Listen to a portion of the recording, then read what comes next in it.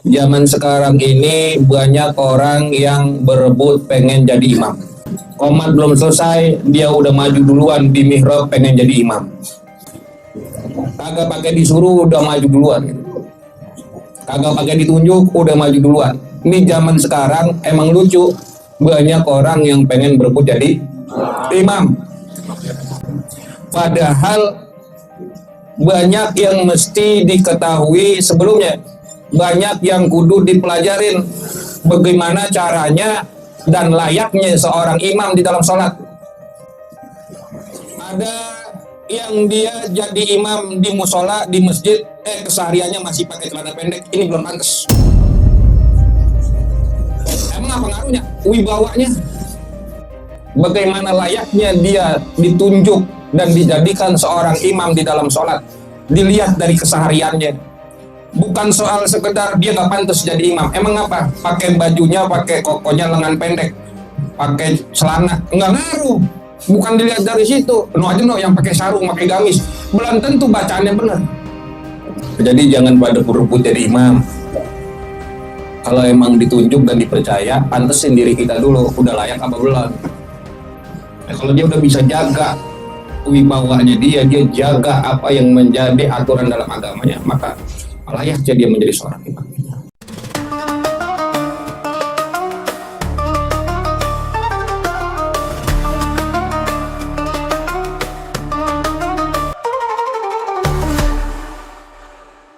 Bismillahirrahmanirrahim. Alhamdulillahirabbil alamin. Wassalatu wassalamu ala asyrafil anbiya'i wal mursalin sayyidina wa maulana Muhammadin wa ala alihi wa sahbihi ajma'in, amma ba'du. Fa inna asdaqal hadits kitabullah ta'ala wa khairal hadi hadyu nabiyina Muhammadin sallallahu alaihi wasallam wa syarrul umur muhdatsatuha wa kullu muhdatsatin bid'ah wa kullu bid'atin dhalalah wa kullu dhalalatin finnar. Jamaah majelis kopi hitam yang dirahmati oleh Allah, mudah-mudahan hadirnya kita malam hari ini senantiasa Allah Ta'ala limpahkan rahmat dan juga barokah untuk kita. Pulangnya kita dari tempat ini Allah Ta'ala ampunkan dosa-dosa kita, Allah Ta'ala kabulkan segala hajat kita, Allah Ta'ala mudahkan kita punya urusan, kelancaran dalam usaha kita, istiqomah kita dalam melaksanakan taat dan ibadah pada Allah.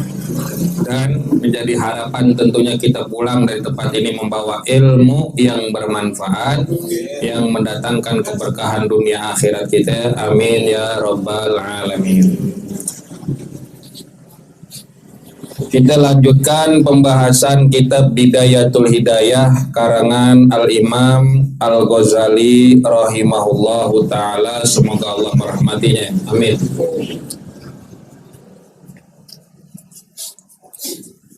Bismillahirrahmanirrahim. Qala al-muallifu rahimahullahu ta'ala wa adaman naf'a bihi wa bi'ulumihi fid daraini. Adabul imamati wal qudwati.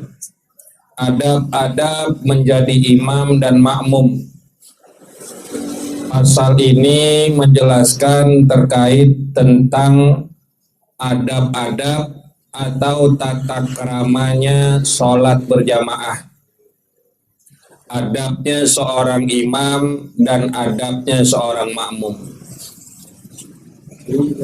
Jadi di dalam ibadah sholat kita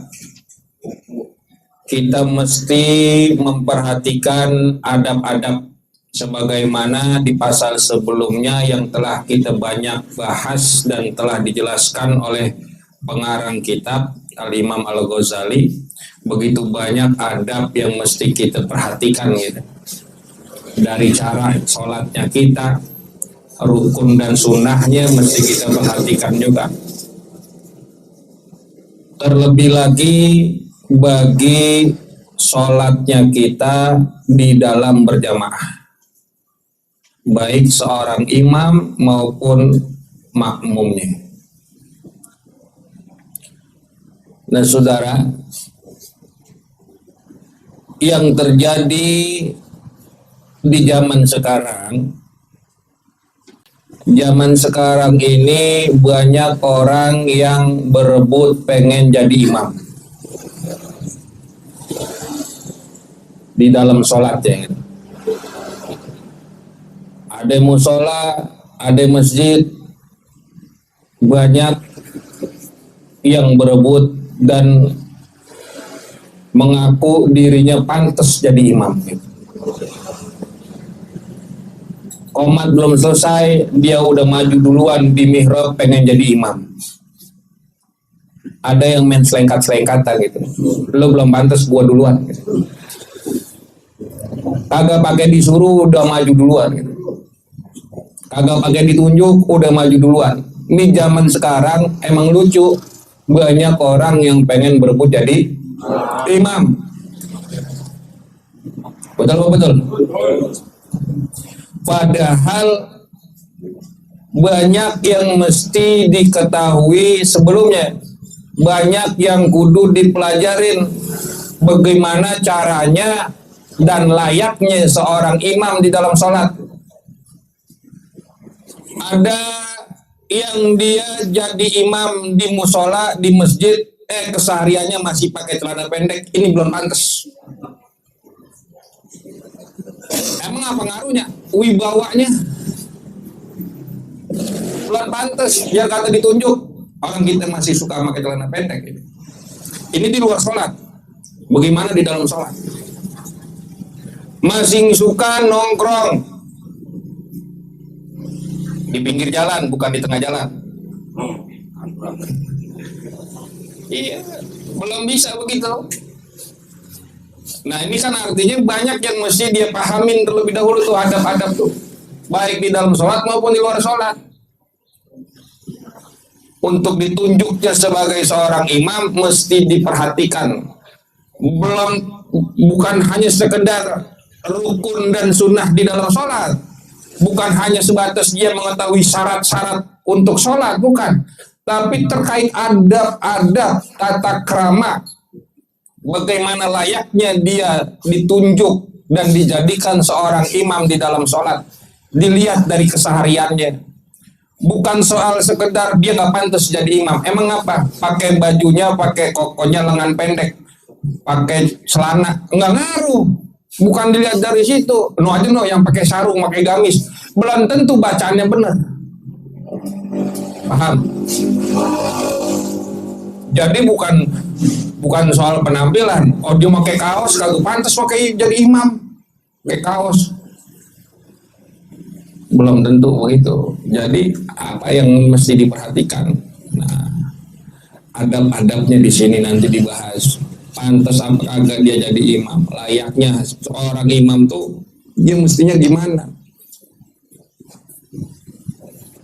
Ya, jadi jangan pada berebut jadi imam. Kalau emang ditunjuk dan dipercaya, pantesin diri kita dulu, udah layak apa belum? Ya, belum apa namanya, belum selesai qomat dia udah berdiri maju ke mihrab, kan lucu gitu. Tar dulu, ada yang mesti, jadi berat jadi imam itu, ya berat. Belum tanggung jawabnya, mas'uliyahnya, belum di luar sholat tadi yang mesti diperhatikan, dia punya adab, dia punya kelakuan. Maaf tadi yang masih suka pakai celana pendek, belum pantas jadi imam. Apalagi sholat celana pendek kan nggak bisa. Ya, mau di dalam rumah, mau di luar rumah, sama.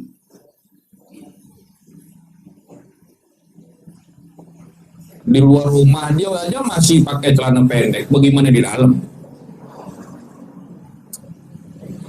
Ya.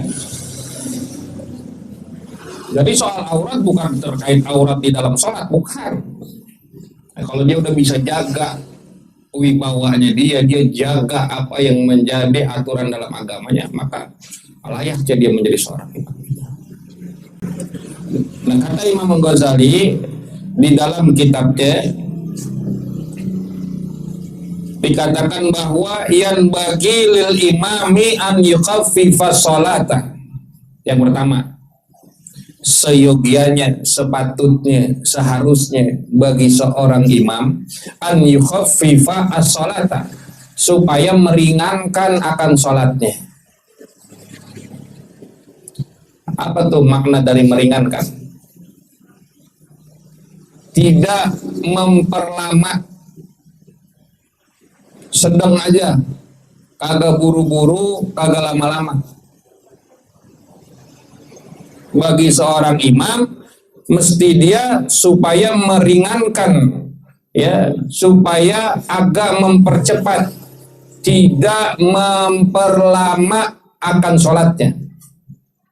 Kenapa? Karena dia mesti memperhatikan makmum-makmum yang ikut di belakangnya. Ada yang doif, orang yang lemah, ada yang udah tua, minasyuyuh, ada yang kabir, orang-orang yang gede badannya, ada yang, artinya dia kudu memperhatikan tuh. Kalau dia tuh buru-buru, yang aki-aki bagaimana sholatnya? Dia sholat Allahu Akbar, Allahu Akbar, Allahu Akbar, aki-aki ngikutin kan bisa kata nyungsep itu dia. Ada yang punya hajat, yang sering kali kita bilang, ada tukang dagang tinggalin gerobaknya, ada yang pengen pergi mancing, ada yang punya urusan lain, mau nganterin anak sekolah, mau jemput anak sekolah. Nah, ini seorang imam kudu memperhatikan ini. Dia meringankan sholatnya, kagak dibikin lama-lama sholatnya, karena ada yang punya hajat, ada yang punya keperluan, ada yang punya urusan. Begitu. Nah, ini kan masukan buat kita jadi orang biar jangan egois. Biar kata seorang pemimpin kudu mikirin rakyatnya. Seorang pemimpin kudu mikirin rakyat. Seorang imam kudu mikirin makmumnya. Makmumnya ada yang lemah, makmumnya ada yang tua, sepuh, makmumnya ada yang begini begitu punya hajat. Ini imam kudu perhatikan. Maka hendaknya bagi seorang imam dalam sholatnya meringankan akan sholatnya dari mulai bacaannya. Begitu, ya, paham? Karena dikatakan qala Anasun, berkata Anas bin Malik. Anas bin Malik ini khadimnya Rasulullah. Anas bin Malik radhiyallahu ta'ala anhu khadimnya, orang yang berkhidmat kepada Rasulullah. Kurang lebih 10 tahun dia khidmah kepada Nabi Muhammad sallallahu alaihi wasallam. Apa kata Anas bin Malik? Ma sholaitu khalfa ahadin sholatan akhaffa wala atama min sholati Rasulillah sallallahu alaihi wasallam. Tidaklah aku sholat di belakang seseorang yang lebih ringan dan tidaklah lebih sempurna daripada sholatnya Rasulullah sallallahu alaihi wasallam. Jadi Anas bin Malik aja nggak pernah dia sholat di belakang orang yang lebih sempurna, bahkan lebih an yukhaffif, lebih meringankan. Rasulullah jadi di saat sholat jadi imam itu meringankan sholatnya supaya makmum itu nggak ngerasa berat ngikut. Jadi kan ada aja mohon maaf dia kalau jadi imam bacanya panjang banget, gua gede banget nungguinnya tuh kayak pegel, kan ada yang begitu makmumnya ngedumel. Betul apa betul? Iya. Ada lagi loh, ini bacanya cepet banget, kalau udah ruku ke itidal aja langsung sujud. Gua baru itidal, baru bangun dia udah sujud aja. Gua ngikutinya kan jadi terburu-buru. Ada yang begitu. Nah, makanya yang sedang-sedang aja. Itu begitu. Jangan biarin aja dia mah. Gua ini yang imam, serah gua. Itu namanya egois. Sopir kan kudu tahu makmum apa penumpangnya bagaimana aja karakternya, bagaimana aja orangnya. Betul apa? Iya. Sopir ambulan bawa jenazah sama bawa orang sakit kan beda cara bawanya. Kita bawa ibu hamil kan beda. Kalau dibawa ngebut mulu, lo brojol di jalan tuh. Betul. Iya. Kamu ojek, bagaimana cara bawanya dia? Bagaimana penumpangnya? Kudu diperhatikan tuh. Mabum. Kita pun juga begitu, jadi imam di rumah tangga. Kudu perhatiin anak-anak kita kan beda-beda. Ada yang kudu diginiin perilakunya. Kita perlakuin seperti ini, kita sikap sama anak pertama sama anak kedua aja beda cara kita. Kalau diratain agak bisa. Nah ini makanya kita meringankan itu sedang di tengah-tengah. Kita jadi imam tuh. Kan kalau yang kagak paham begini-begini tau maju jadi imam, akhirnya kan jamaah bubar begitu. Sampai musola. Pas dilongok di lah imamnya dia pulang lagi dah, pulang dia. Iya. Imamnya pada mandi lah. Pasin ya.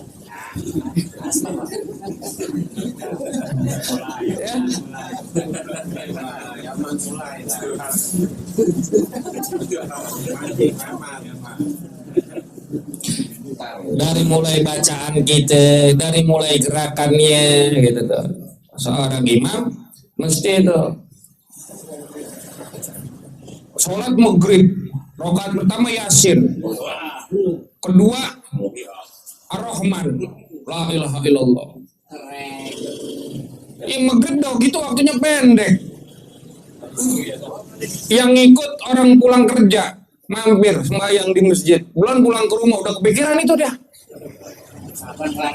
Kapan kelarnya nih sholat ini? Iya, udah capek banget lagi pulang kerja, masih bisa nyempetin sholat gitu. Nah, itu kan perlu diperhatiin gitu.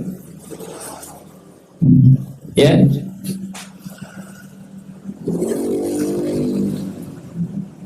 Dikatakan bahwa oleh Nabi Muhammad SAW, "Idza shalla ahadukum bin nasi falyukhaffif fa inna fihim ad-dha'if wal kabir." Wadal hajati wa idza shalla li nafsihi falitawil masya. Apabila seseorang di antara kalian salat bersama dengan jamaah dengan orang lain, maka hendaklah ia meringankan akan salatnya. Kenapa? Fa inna fihim, karena di antara mereka itu ada orang yang lemah, ad-dhaif wal kabir, ada orang yang tua, wadal hajati, ada orang yang punya hajat. Wa idza shalla li nafsihi, kalau dia sholat sendirian sih falitawil masya, dia mau panjangin juga nggak apa-apa, terserah dia. Dia bikin sholat 2 rakaat, 1 rakaatnya 1 juz atau 1 rakaatnya setengah Quran dia baca, terserah dia itu mah. Kalau sholat sendiri. Kalau kita jadi imam kudu kita perhatiin, ya. Kan gua ustad. Gue bacanya yang bagus-bagus. Masa gue bacanya kuliah birun, kuliah birun, apa kata jamaah? Ustadz bacanya itu mulu. Nah, dia kalau kagak belajar tuh begitu. Iya, udah gitu pendek. Walasar, al-kausar, walasar, al-kausar. Emang ustadz kagak apal bacaan yang lain apa? Makmum ngata begitu, diboikot jadi imam. Kalau yang makmumnya sok pengen nangong, kalau yang makmumnya rada sableng mah, lah gue demen nih begini. Walasar, kausar. Iya, imam yang gue cari begini tuh. Ya. Jadi makmum kudu belajar juga tuh, ada adab-adabnya. Imam apalagi, ya itu yang pertama. An yukhaffifas sholata, supaya dia meringankan akan sholatnya. Kemudian wala yukabbira, dan supaya tidak ia takbir malam yafrugil muadzinu, jika belum selesai seorang muadzin minal iqamati, dari iqamatnya. Wa malam tastawi sufufu, dan jika belum sejajar, belum rata barisan-barisan atau soft di dalam sholat gitu. Adab yang berikutnya, seorang imam tidaklah dia takbiratul ihram sebelum muazin selesai di dalam bacaan iqamahnya. Atau dikatakan bahwa tidaklah seorang imam itu berdiri sebelum iqamahnya selesai. Jadi nunggu iqamah selesai, Allah Akbar, Allah la ilaha illallah, baru berdiri. Imam begitu, makmum juga begitu. Jadi orang itu sunahnya jangan berdiri sebelum iqamah selesai. Kalau lempengan dia berdiri ketika qad qamati shalah berdiri dia di situ. Itu bagi orang yang kalau berdirinya bangkitnya lama. Bagi orang yang susah berdiri boleh dia untuk berdirinya ketika bacaan qad qamati shalah, dia berdiri tuh. Dia berdiri, orang berdiri kalau bangunnya susah kan dia pegangan dulu, ngerapin barisan dulu. Tapi kalau udah rapi, biasanya kalau sholat Jumat tuh, kalau sholat Jumat selesai khutbah Jumat kan barisan udah rapi tuh. Nunggu qomat selesai baru berdiri. Qomat belum selesai jangan berdiri dulu.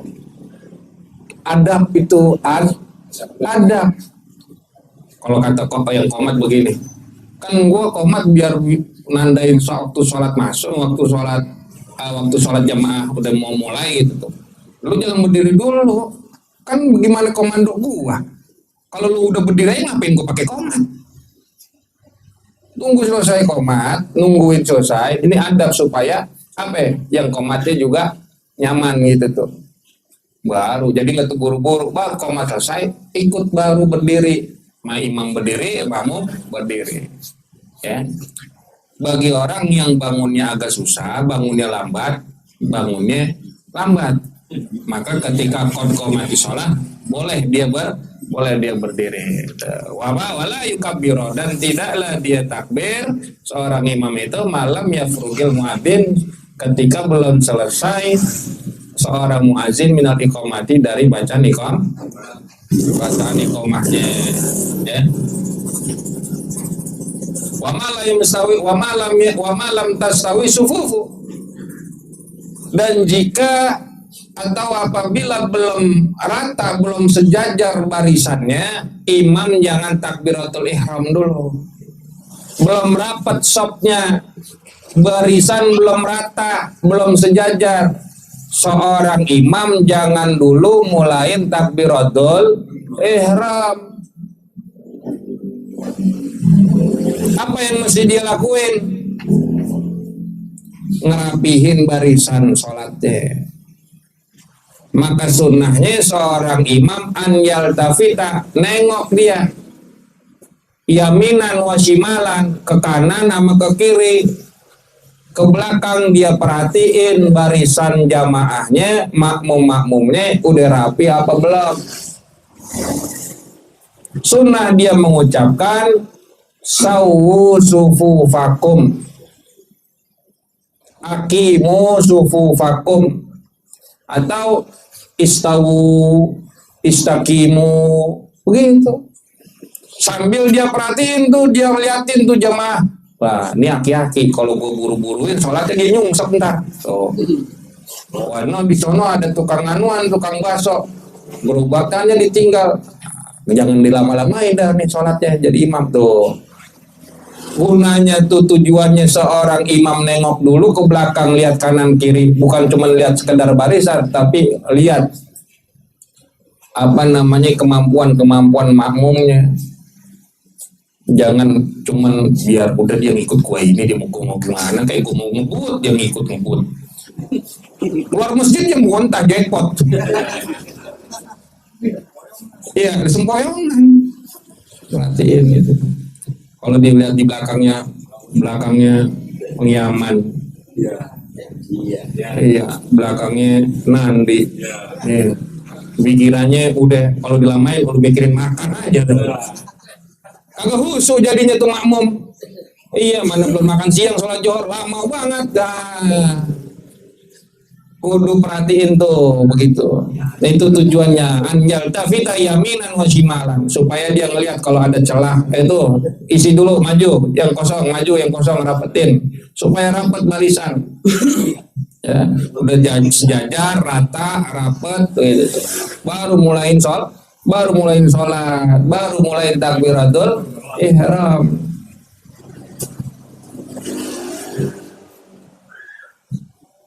Kagak usah pakai ngomong begini.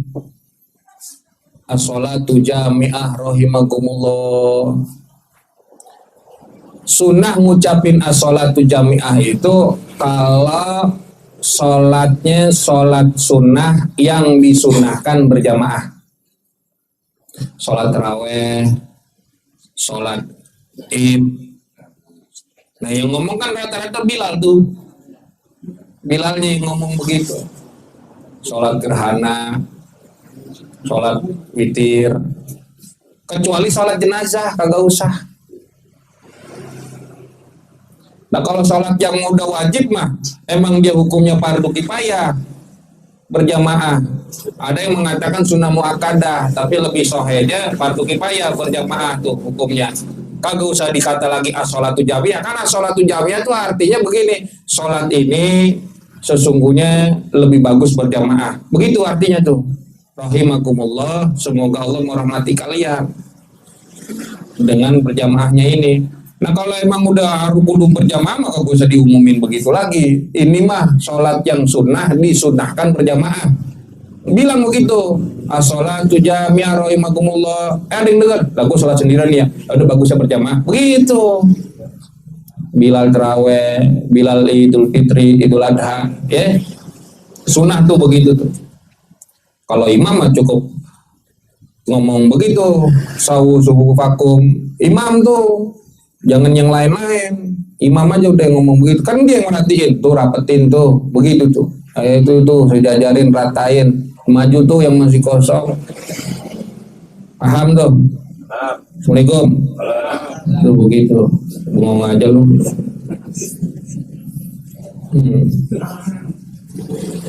Dan juga begini, kalau emang belum waktunya qomat, jangan qomat dulu. Nungguin imamnya ada apa enggak, pastiin. Jangan habis aja langsung qomat. Imamnya siapa? Nah, itu dia. Ya nunggu jamaah udah siap baru qomat. Jamaah belum siap, masih ada yang sholat sunnah rawatib, sholat qobliyah, dia main qomat aja, kagak boleh tuh, tungguin, kesian dia. Lah bagi orang yang sholat sunnah ketika udah qomat kan dia kudu batalin, sudahin sholatnya, kecuali ngejar, udah tinggal tahiyat akhir, udah jangan dibatalin kalau udah itu. Kalau baru mulai takbir rakaat kedua masih lama itu. Dia udah mulai qomat aja tuh muazin. Jangan dulu, tungguin. Ya. Sombong banget orang. Ntar dulu nungguin orang kelar sholat dulu. Perhatiin dulu. Ya. Kalau jamaah udah siap baru mulai qomat. Ada tukang qomat sini? Hah? Ada apa enggak? Ya, ada. Kalau ngopi doang ngomat kagak.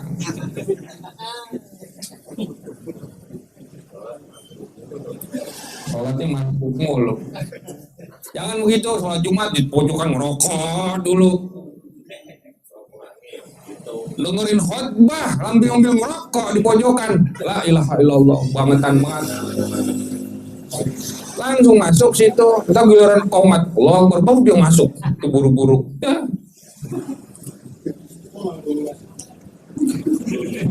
Pulang duluan ya. Mas sendal ustadznya yang dibawa.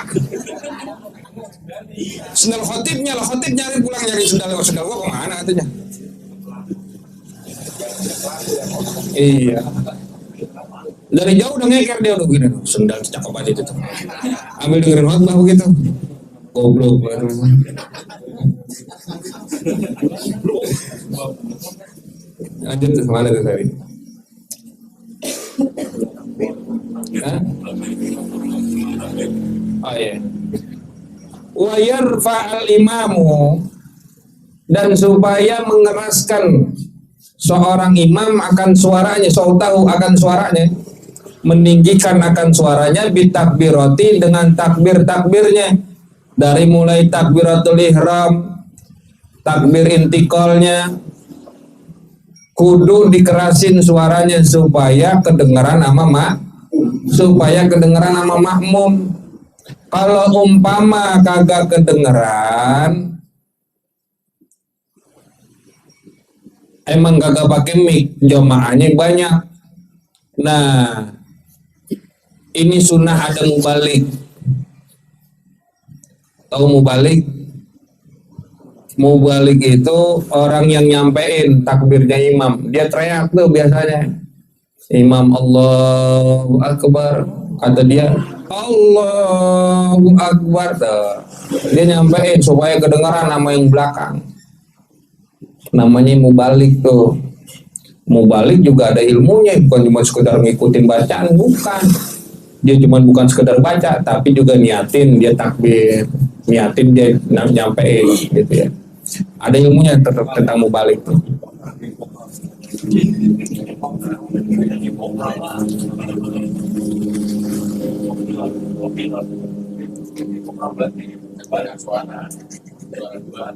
Wala yarfa'al ma'mumu sautahu, dan tidak mengeraskan atau tidak meninggikan al ma'mumu seorang makmum sautahu akan suaranya.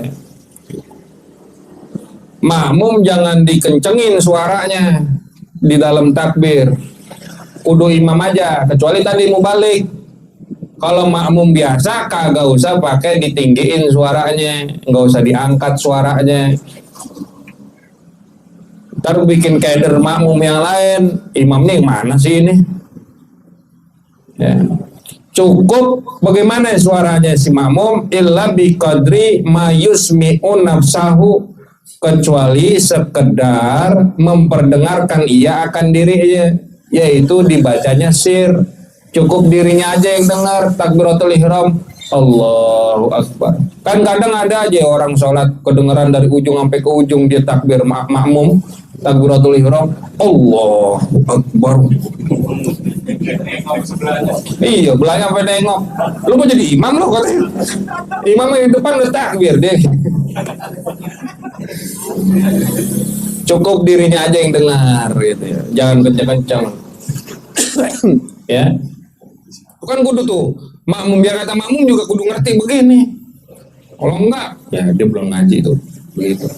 Kudu jangan diangkat suaranya seorang makmum.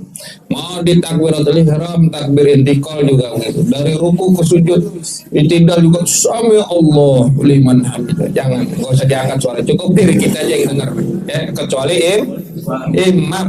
Kalau imam kudu dikerasin suaranya, dikencengin biar makmum pada ngedenger. Wayanuyal imamu, dan supaya berniat seorang imam al imamata akan menjadi imam. Lianal al fadla, supaya mendapatkan ia al fadla akan keutamaan. Seorang imam di dalam sholat berjamaah hukumnya sunnah berniat menjadi imam. Tapi bagusnya, utamanya dia berniat menjadi imam supaya apa? Lianal al-fadla, supaya dia mendapat keutamaan berjamaah. Kalau dia kagak berniat, fa in lam yanwi, kalau dia nggak berniat sebagai imam, sah apa enggak kira-kira sholatnya? Si imam nggak berniat sebagai imam di dalam sholat berjamaah, sholatnya dia sah apa kagak? Sholatnya makmum sah apa enggak? Shohat sholatul qaumi, maka sah sholatnya makmum. Sholatnya makmum sah, sholatnya imam? Sholatnya imam? Sholatnya imam. Sholatnya imam sah. Ya, fa in lam yamwi fa sholatuhu furoda. Sholatnya tetap sah kalau dia nggak berniat sebagai imam di dalam berjamaah. Sholatnya tetap sah. Pas sholatuhu furoda, tapi sholatnya sholat sendiri. kagak dapat keutamaan berjamaah. Sholatnya tetap sah, tapi dia nggak dapat keutamaan berjamaah. Dihitungnya sholat furoda, sholat kayak orang sholat sendiri. Jadi sholat masing-masing dia ibaratnya. Hukumnya sunnah, imam itu berniat sebagai imam di dalam sholat. Hukumnya sunnah. Kecuali yang wajib dia berniat menjadi imam itu pertama di dalam sholat Jumat. Karena sholat Jumat wajib berjamaah. Kalau dia si imam kagak pakai niat jamaah, nah ini bisa batal sholatnya tuh. Dia kudu wajib niat sholat Jumat. Ntar ada bab sholat Jumat. Dia kudu wajib tuh niat sholat Jumat. Yang kedua sholat i'adah. Seorang imam wajib berniat kalau dia emang ngulangin sholat. Umpama Bang Dani udah sholat di musola berjamaah, pulang ke rumah sholat lagi jamaah sama bininya, kan Bang Dani jadi imam tuh, namanya kan sholat i'adah. Dia udah sholat tadi di musola ngikut sama jamaah, pulang lagi sholat sama bininya berjamaah jadi makmum, namanya sholat i'adah. Dia jadi imam, maka wajib berniat sebagai imam, enggak lagi sunnah. Kalau yang tadi biasa sunnah. Paham? Yang ketiga tuh sholat yang dinazarkan. Ya, sholat yang dinazarkan. Contoh misalkan, kalau misalkan hajat saya dikabul sama Allah, kesampaian saya bakalan nazar saya nazar bakalan sholat johor berjamaah jadi imam gitu di masjid. Nah itu dia wajib untuk berniat sebagai imam. Sama sholat jamaah takdim tuh, sholat jamaah takdim yang karena hujan jadi asar ditarik ke johor. Kenapa ya? Karena takut nih hujan kagak reda-reda, udah nanggung udah di situ, udah pulang udah berangkat ini lagi becek susah. Cuman kan ini udah jarang begini, udah akses udah gampang banget sekarang ke masjid musola. Kalau dulu ini agak susah begitu, belum becek, belum belok, belum banjir. Nah makanya sholatnya ditarik. Nah sholat yang ditarik ini ya wajib berniat sebagai imam. Kalau sholat yang lain, sholat jamaah biasa si imam ini hanya sunnah berniat sebagai imam. Kalau makmum gimana? Kalau imam sunnah di dalam berjamaah niat sebagai imam. Kalau makmum, idza nawau al-iktida'a bihi, apabila makmum ini berniat untuk mengikuti imam, wa nalu fadlal qudwati, maka dia dapat keutamaan daripada berjamaah.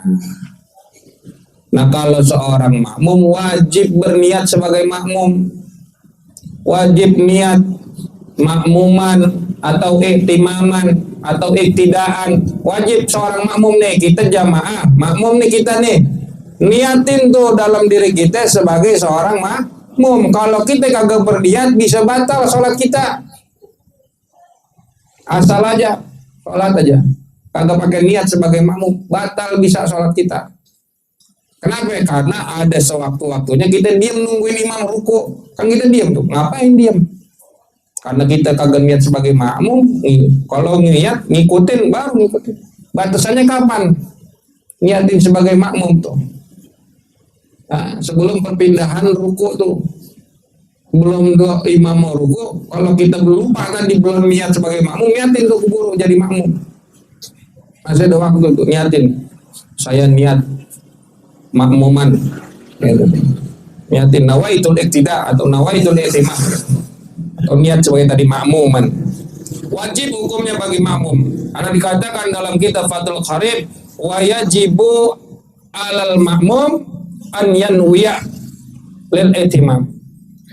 Wajib bagi seorang makmum berniat untuk ngikut an yanwiya al iktimam, ngikutin orang gitu, menjadi makmum. Tapi kagak wajib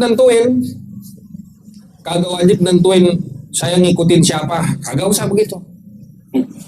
Misalkan saya niat menjadi makmumnya Pak RT gitu misalkan, kagak usah. Atau disebut nama, misalkan saya niat ngikutin Pak Tobing, kagak usah disebut begitu, nggak usah disebut nentuin begitu. Kenapa? Kalau salah ternyata imamnya bukan Pak Tobing, batal sholatnya. Nawaitul iktida li Pak TB misalkan, saya niat ngikutin Pak TB, pas dilihat lah imamnya Asep, nah itu bisa batal sholatnya tuh begitu, salah orang. Habis dari belakang tongkrongannya sama misalkan, bisa begitu ya. Kalau imam berniat hukumnya kalau dia nggak pakai niat sholatnya tetap sah. Nggak pakai niat menjadi imam, sholatnya tetap sah. Tapi kalau makmum wajib dia berniat sebagai makmum. Kalau makmum nggak berniat, batal sholatnya. Paham dong? Imam nggak pakai niat, sah nggak sholatnya? Tapi nggak dapat keutamaan yang berjamaah. Kemudian wa yusirra bi du'ail istiftitahi wa ta'awudhi kal munfaridi. Ada berikutnya yaitu merendahkan suaranya seorang imam bi du'ail istiftahi wa ta'awudhi, ketika membaca doa iftitah dan ta'awud. Kal munfaridi, seperti orang yang sholat sendiri. Bacaan doa iftitah ta'awud itu dibacanya sir aja, pelan, seperti orang yang sholat sendiri. Wa yajhar bil fatihati, dan meninggikan, menjaharkan suaranya seorang imam itu di saat membaca surat Al-Fatihah wa surati, dan bacaan surat setelah setelah baca surat Al-Fatihah. Kalau iftitah dipelanin, kalau Fatihah sama surat bacanya kan kencang, yang jelas. Nih, ada kesunahan bagi seorang imam itu ketika membaca surat setelah bacaan surat Al-Fatihah, memanjangkan bacaan di rakaat pertama. Dikatakan bahwa tatwilu qiraatir rakaatil ula ala rakaati saniyah, memanjangkan bacaan surat di rakaat pertama di atas rakaat kedua. Umpamanya rakaat pertama 15 ayat, maka rakaat kedua 7 ayat, setengahnya dah paling banter. Jangan dibalik, rakaat pertamanya baca qulhu, rakaat kedua baca yasin, jangan kebalik itu ya. Bacaannya rakaat pertama lebih panjang daripada rakaat kedua. Itu sunnah tuh begitu. Jadi kudu paham gitu.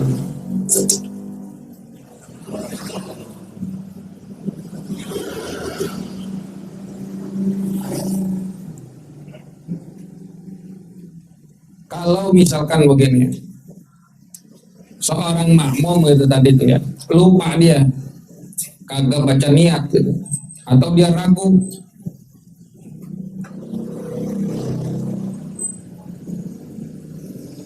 itu bisa membatalkan sholatnya dia tadi, karena dia nggak punya ikatan tuh. Lebih jelasnya karena dia nggak punya ikatan antara dia dengan imam, begitu kan ya. Kalau dia nggak pakai niat sebagai jadi biar lebih dantang, lebih jelas kenapa kok dia bisa batal. Bukan hanya sekedar dia nungguin dengan waktu yang lama, tapi karena dia nggak punya ikatan. Jadi adanya kontrak itu ketika kita ngucap sebagai makmum tuh, udah mau kemana baik kita ngikut tuh sama imam. Ya, gitu tuh. Biar dijelasin tuh. Wa yajharu bil fatihati wasurati fi jami' subhi, dan meninggikan atau menjaharkan bacaan surat Fatihah dan surat-surat pendek setelah bacaan surat Fatihah itu pada keseluruhan sholat subuh. Jadi ketika sholat subuh 2 rakaat itu bacaan Fatihah kita sama bacaan surat itu dibacanya jahar. Wa awwalatayil maghribi wal isya, dan 2 rakaat awal di salat maghrib dan salat isya. 2 rakaat awal di salat maghrib, di rakaat terakhirnya, di rakaat ketiga bacanya sir. Salat isya juga begitu, 2 rakaat awal bacanya jahar, 2 rakaat akhir bacanya sir. Wa kadzalikal munfaridu, begitu juga orang yang salat sendiri. Orang-orang yang sholat sendiri juga sunnah menjaharkan bacaannya ketika sholat jahar, baik sholat subuh, sholat maghrib, sholat isya. Jangan mentang-mentang sholatnya sendiri, sholatnya dia sir, sholat maghrib. Sunnah bagi orang yang sholat sendiri bacanya jahar pada sholat yang jahar. Wa yajharu biqaulihi amin, dan mengeraskan atau menjaharkan bacaannya ketika biqaulihi, ketika ucapan amin fil jahriyati, pada sholat jahriyah, pada sholat yang jahar, bukan pada sholat yang sir. Menjaharkan bacaan amin, bukan cuman makmum, imam juga. Waladhdallin, makmum kan amin, imam juga amin. Imam, makmum, orang sholat sendiri amin juga baca gitu ya, karena dalam satu hadis yang diriwayatkan oleh seorang sahabat Abu Hurairah radhiyallahu taala anhu, idza ammanal imam, ketika seorang imam mengucap kalimat amin, fa'aminu, maka makmum juga mengucap amin. Fa'innahu man wafaqa ta'minahu, fa'innahu man wafaqa ta'minuhu ta'minal malaikati, karena sesungguhnya ketika seorang makmum itu bersamaan bacaan aminnya sama imam, maka akan bersama juga dengan aminnya malaikat. Dan ketika itu ghufira lahu ma taqaddama min dzanbi. Kalau kita ini makmum barengan baca aminnya sama imam, barengan sama aminnya malaikat, maka niscaya diampuni dosa-dosa kita yang telah lalu. Itu keutamaannya kalau kita baca aminnya barengan. Jadi jangan ngeduluin imam. Waladhdallin amin. Dolinnya belum kelar udah amin. Ya. Wa kadzalikal makmum, dan begitu juga makmum. Makmum juga menjaharkan daripada aminnya. Wa yakrunul makmumu, dan membarengi al makmumu akan taminahu, akan bacaan aminnya bitaminil imami, dengan aminnya imam, ma'an, bersama-sama, la ta'kiban lahu, kagak mengakhiri, kagak mendahului. Enggak ngeduluin imam, enggak ngebelakangin, artinya enggak mengakhiri daripada aminnya imam. Jadi di dalam sholat itu yang bareng sama imam itu kita cuma amin. Yang bareng tuh. Laisa fi sholati maudin yustahabbu. Tidak ada di dalam sholat itu yang dianjurkan an yaqtarina fihi, untuk berbarengan qaulul ma'mumi biqaulil imam, bacaan makmum sama bacaan imam yang kudu barengan, kagak ada. Illa biqauli amin, kecuali pada ucapan amin. Enggak ada di sholat yang barengan antara makmum sama imam dia berucap, kecuali ucapan amin. Kalau takbir kagak boleh barengan. Takbiratul ihram boleh nggak bareng makmum sama imam? Kagak. Kalau bareng batal sholatnya makmum. Haram membarengi takbiratul ihramnya imam, seorang makmum batal sholatnya. Kudunya kelar dulu Allahu Akbar imam, baru makmum Allahu Akbar. Takbiratul ihram, takbiratul intiqal, takbir perpindahan dari rukun ke rukun berikutnya. Kalau makmum mendahului, haram, batal. Kalau membarengi, makruh. Imam Allahu Akbar dibarengin nama makmum, ruku takbir intiqalnya, makruh. Kalau ngeduluin, kan ilmu tuh bagi seorang makmum. bukan sekedar ngikutin geraknya kemana, bukan. Dari tempo aja juga mau ngawalin, nunggu duluin bisa batal sholatnya. Ngebarengin aja makruh gitu. Nah ini kudu diperhatikan kita jadi makmum tuh. Jangan asal serobot-serobot. Jangan kayak Metro Mini, belum dia kelar, udah duluan. Tungguin gitu. Wa yasqutal imamu saktatan wallahu a'lam bisawab bisiril Fatihah.